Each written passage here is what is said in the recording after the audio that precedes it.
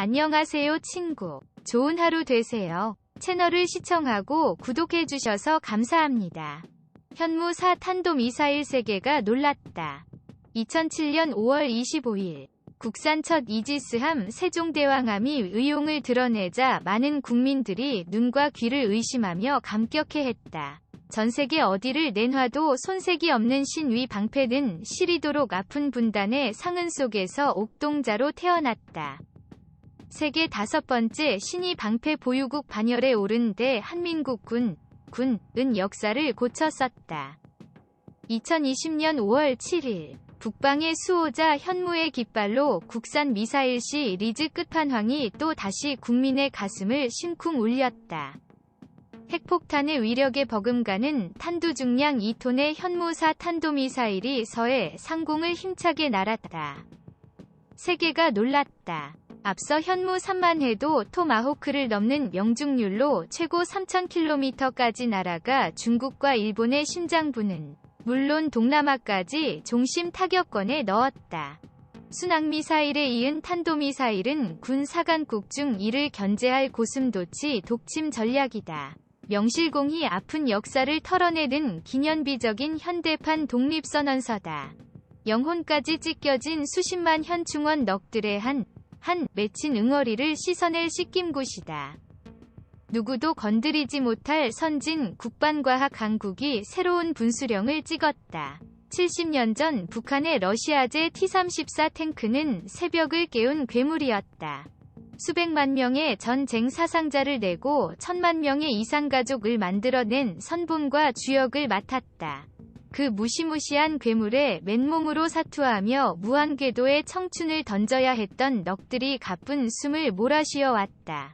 이젠 호국의 얼들이 안도의 숨소리를 낸다. 우리 스스로를 지키지 못한 자책이 피눈물의 앙금 속에서 국산 명품 무기들로 자랐다. 지상, 해상, 공중, 바다 밑에서 우리의 최첨단 전략 자산들이 태극기 들로 나부낀다. 선진국들이 우리의 손때 가묻은 무기들을 수호천사로 사기를 저하지 않고 있다. 글로벌 파이어 파워, GFP는 최근 세계 138개국 중 대한민국 군사력을 6위로 올렸다. 역대 최고 순위다. 사관국에 짓눌려온 작은 나라가 의성 정찰자산과 항모 대항 해군을 향한 출발 신호를 이미 넣었다. 24시간 육해공 독도작전까지 가능해진다. 북의 대륙국가와 동위 섬나라를 달라진 얼굴로 마주할 수 있다.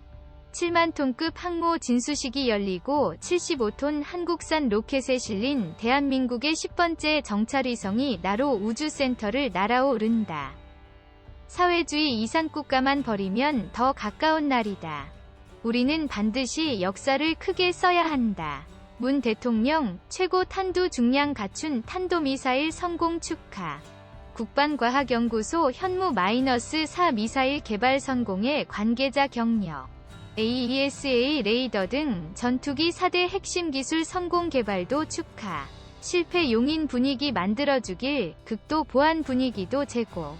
문재인 대통령은 23일 거의 세계 최고 수준의 탄두 중량을 갖춘 그런 탄도미사일을 성공한 것에 대해 축하 말씀드린다. 신형 탄도미사일 현무-4위 개발 성공을 축하했다.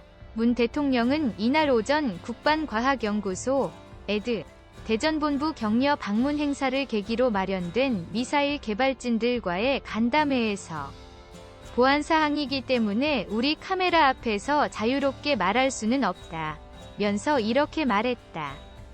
문 대통령이 언급한 탄도미사일은 사거리 800km의 탄두 중량을 2T으로 늘린 신형 전략탄도미사일 현무-4를 의미한다. 기존에 보유하고 있던 현무2C 탄두 중량 500kg 사거리 800km 와 비교해 4배가량의 탄두를 장착해 파괴력이 그만큼 크다. 지하 수십 m 깊이에 있는 북한 핵심 시설과 벙커를 파괴할 수 있는 것으로 알려진 우리 군의 새로운 전략 무기다.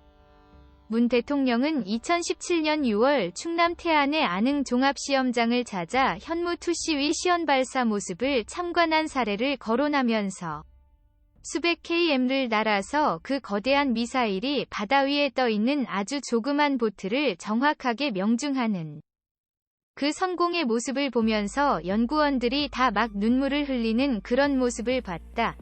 며 당시 기억을 떠올렸다. 이어 저도 그 모습을 보면서 정말 아주 가슴이 뜨거워지는 것을 느꼈다. 면서 또 그 자리에서 대전연구소도 다음에 꼭 방문하겠다고 약속을 드렸었는데 오늘 그 약속을 지킬 수 있게 돼 아주 기쁘다고 덧붙였다. 문 대통령은 또 미국이 기술 이전을 해주지 않아 어려움을 겪었던 다기능이 쌍배열 AESA 레이더의 국산화 성공도 함께 축하했다. 국방과학연구소가 한국형 전투기 사업 KF-X 위 핵심 장비인 AESA 레이더 개발에 성공의 KF-X 사업을 차질 없이 진행되게 됐다는 평가를 받는다. 문 대통령은 사실 AESA 레이더는 당초에 미국으로부터 F-35A 전투기를 도입할 때 일종의 절충교역으로 그 기술까지 이전받는 것으로 그렇게 알고 있었다가 나중에 알고 보니 미국에서 국외 이전을 철저히 금하고 있는 핵심 장비 기술이어서 미국 정부의 특별 승인 없이는 아예 원천적으로 해외 이전이 안 된다는 사실을 우리가 알게 됐다고 언급했다. 그러면서 그래서 우리 기술로 개발할 수밖에 없었는데 그것이 너무나 어려운 기술이기 때문에 우리 차세대 항공기 전투기 사업도 상당 기간 표류할 것 같다는 우려들을 많이 했는데 우리 국방과학연구소가 보란듯이 그 AESA 레이더를 포함해서 4대 핵심 기술 모두를 성공적으로 지금 개발해내고 있다고 설명했다. 이어 덕분에 우리 차세대 한국형 전투기 사업도 보다 탄력을 받게 됐다면서 그런 성과에 대해서 정말 감사를 드리고 또 축하를 드리고 싶다고 했다. 문 대통령은 연구라는 것은 우리 국방과학 연구뿐만 아니고 모든 과학의 연구 또는 기초연구까지도 수많은 실패를 거듭해가면서 그 실패를 딛고 발전해가고 드디어 성공에 이르게 되는 것이라며 그래서 이 실패를 용인하는 연구 분위기가 중요하다고 생각한다고 말했다. 이어 실패가 용인되지 않으면 늘 금방금방 성공할 수 있는 단기 실적 과제에 매달리고 성공률이 90%가 넘는다. 이렇게 자랑하게 되는데 그것은 우리가 원천 기술을 보다 고도화해 나가는 그런 연구와는 맞지 않는 것이라고 지적했다. 그러면서 그래서 우리 연구소에서도 이 실패에 대해서 철저하게 용인하고 보호해 주고 실패한 경험조차도 자산으로 삼아 나가는 그런 분위기를 꼭 좀 만들어주기 바란다. 며 다만 그게 실패가 다음을 위한 좋은 경험으로 그치지 않고 또 자칫 잘못하면 실패가 안전사고로 연결될 수도 있기 때문에 그런 안전사고 부분에 대해서는 각별히 주의들을 좀 기울여주기 바란다. 고 당부했다.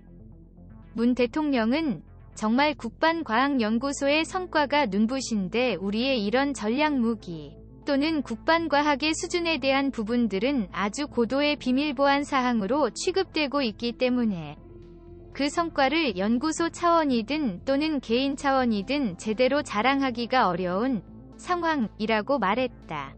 이어 자랑까지는 아니더라도 홍보 정도는 할 수 있어야 되는데 그것도 하기 어려운 그런 분위기인 것 같은데 저는 그 부분에 대해서는 한번 좀 생각해 봤으면 한다.